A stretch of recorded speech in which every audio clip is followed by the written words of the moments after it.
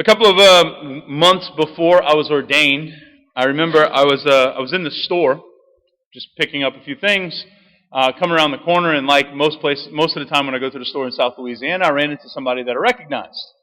This person happened to be one of my elementary school teachers, and it was the first time that I had saw her since I was getting kind of right up to ordination date. And I remember we had a short conversation, and at one point, how things have gone, and you're so close, and all these things just catching up. And at one point, towards the end of the conversation, she looked at me, and she lied through her teeth. Because she said, "I always knew you would be a priest." And I walked away thinking, that woman is full of it, and she needs to go to confession. Like, no question, this woman is lying. Because I remember when I was in school, and I can actually remember being in her class in particular, I was a terror. Now, my thing was when I was in school, I was loud, and I'm happy that changed, right? But I was very loud. If anything went on, I was the one that got caught because I was the one that was disrupting the class. Like, it was to the point that, so for us, when we were in school, when you did something bad, you got your name on the board. And then if you did something bad again, you got a check. And if you did something bad again, you got a second check, and that second check meant that you had to write a detention paper. Now, it got to the point that in my free time, from my memory, I was just writing them, getting a good bank of them built up. Because I knew it was inevitable that within a week, I'd be getting this paper again. Started off, who am I? I'm a very special person. Anyway. 33 years old, and I can still remember that. Anyway, but I remember going through all of this, and we would have these conduct weekly reports that would go home to our family, and it would make sure that if you were getting your name on the board at a regular clip, that your mom and dad saw it and they knew what was going on. So I remember we would have a calendar, and on days that we didn't have our name on the board, we would get a sticker. But on days that you got your name on the board, it said name, or if you had a name and a check, it had name, check, right? It was just a little report card of every week. Well, I went home with my little report card, and I knew that what it said was not what I had been telling my mom throughout the course of the week. So my plan it was on Friday afternoon, I was going to wait the whole weekend and get mom to sign it on Monday morning as I'm walking into school, right? Because then I get my whole weekend, no punish work, nothing. Okay, great. I get to school, I sit down at my desk, we have to hand this report card in, and I looked and I realized I forgot to get them to sign it. This isn't good. I don't know what we're going to do. Okay. Started to panic a little bit, and then I got the bright idea that I was going to commit a felony and forge my dad's signature. So, in perfect print, I wrote J-O-D-Y Mathern, Jody Mathern. And when I went to hand it in, I walked away thinking, I got this, I'm good, this is going to be great. Again, always knew I was going to be a priest. Liar. So I walked back to my desk, and by the time my butt hit the seat of my desk, I hear, "John David, come see." Uh-oh. I walk over, sure enough, I'm in trouble. Sure enough, they decide they're going to call my mom. So now I'm not only in trouble for what the report card says, but I'm also in trouble because I tried to forge their signature. Now, you could say that I was a little convict in the making, right? You could say that I did wrong by getting my name on the board that much. You could say that I did wrong by trying to forge a signature, even though I didn't know that was a felony yet, right? You could say all of those things, but the one thing you cannot criticize me about was the forethought and the ingenuity that I used. Now, why do I bring that up, and why do I say it that way? Because I'm convinced that in our gospel today, this is exactly what Jesus is trying to tease out. He's not condoning the actual crime that this steward is committing. He's not talking about injustice with finances as being okay.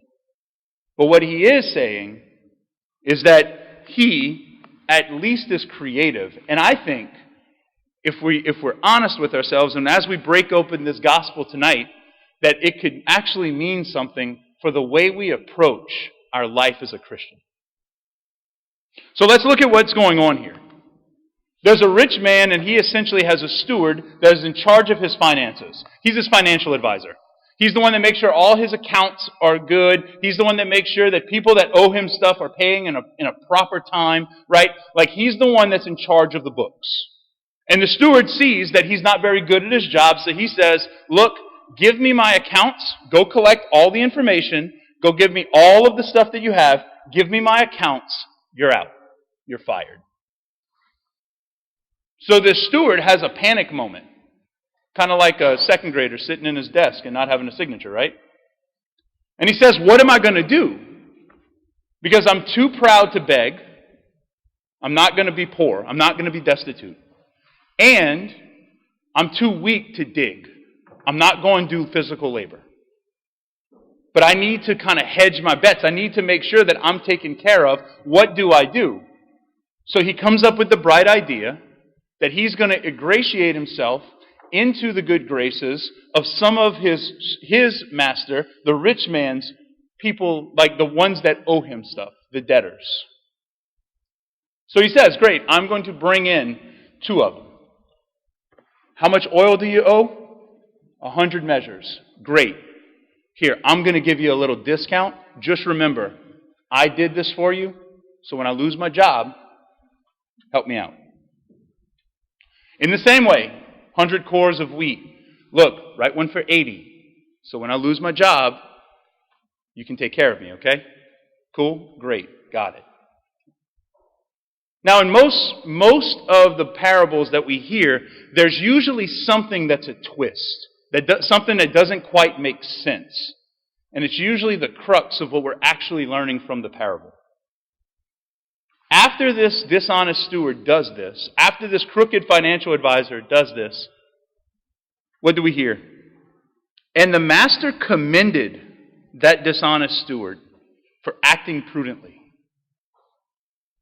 That would be like my mom and dad, after finding out that I forged their signature, when I got home, wouldn't have punished me and beat my butt till I couldn't sit down, right? That they would have looked at me and said, good job, great idea, we're happy for you. Go enjoy, go play. We know that doesn't make sense, that the master would commend him for stealing from him. But what's the lesson? For the children of this world are more prudent in dealing with their own generation than are the children of light. I think all of us at some point, if we're honest with ourselves, find ourselves at some point in our life in the past having manipulated a situation so that we might rise to the top, that we might be seen as better. I think all of us at some point in our life have done things that may not have been the best, just to make sure that we are the ones who stand out, that we are the ones who get the scholarship, that we are the ones who are seen, that we are the ones who get commended, that we are the ones who earn some kind of recognition. And oftentimes we do these things. We make these sacrifices for earthly titles, earthly power, earthly recognition, earthly wealth that is all passing.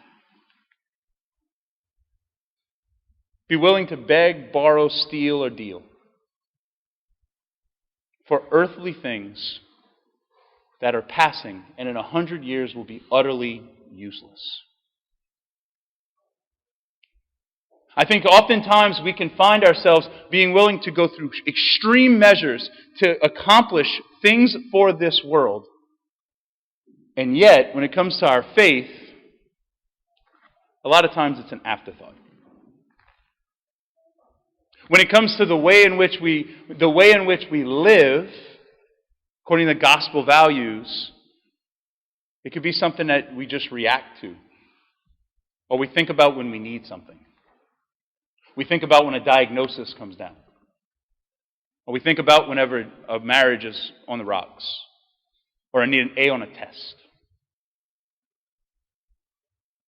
You see, our faith is not meant to be an afterthought.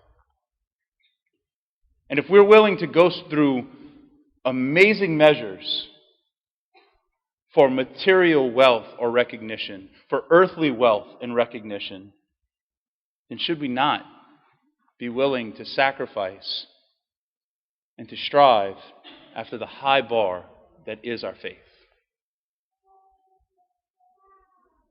You see, St. Augustine, in talking about this scripture, this parable, the early church fathers wrestled with this parable so much because it's confusing. It's known as the most confusing of all the parables, right? They wrestled with it because they wanted to tease out what was it that Jesus was getting at. And St. Augustine once said, "Why did the Lord set this parable before us? It is not because the servant cheated, but because he exercised foresight for the future. When even a cheat is praised for ingenuity, Christians who make no such provision blush." What's the goal that you're moving towards? It's really hard, if we're going to look for the future, if we're going to look to where we're going, to hit a moving target. What is the goal that we're looking for? If it's for promotion, if it's for a raise, if it's for recognition or power, then we're shooting for a low bar. But if we're aiming for heaven, what extent are you willing to go to grasp it, to earn it, to embrace it? I think of in the sports world of like boxers that coming up to a big fight, or fighters, right? Coming up to a big fight, they try and make weight. And they will pound gallons and gallons and gallons of water days before weigh-in, just so that they can stand on the scale and be just under. So they can have just enough muscle and be just under the requirement. But they will put their bodies through absolute pain and torment so that they can accomplish this little goal, so they can qualify for the fight and win the purse, win the belt. In the same way, what are we willing to suffer? What extent are we willing to go to embrace that which the Lord is blessing us with? That in which the Lord has destined us for. And that is eternal happiness in heaven. Like, if we're willing to go to some of the extent for the worldly praise and the worldly glory, just imagine infinitely greater than what we should be willing to suffer. All we have to do when we think about this, and maybe, Father, like that seems like a high price. Like, you mean to tell me that I may have to turn away from that sin that I like? You mean to tell me that I might have to be to that aunt that just gets on my nerves? I might have to ask for reconciliation from that sister or that brother, or that seems like a high price. The sad reality is, in our church, oftentimes we lose sight of the fact that Jesus Christ himself went through the cross for the glory of heaven. Not because he had to, because he wanted to show us the way. There is no Easter without Good Friday. May today, as we come to this Mass, as we come to recognize where it is that we're going, we allow the Lord to challenge us to reach the high bar that is Christianity. That we allow the Lord to inspire us, to invite us into a deeper relationship with him, even if it means it might cost us something.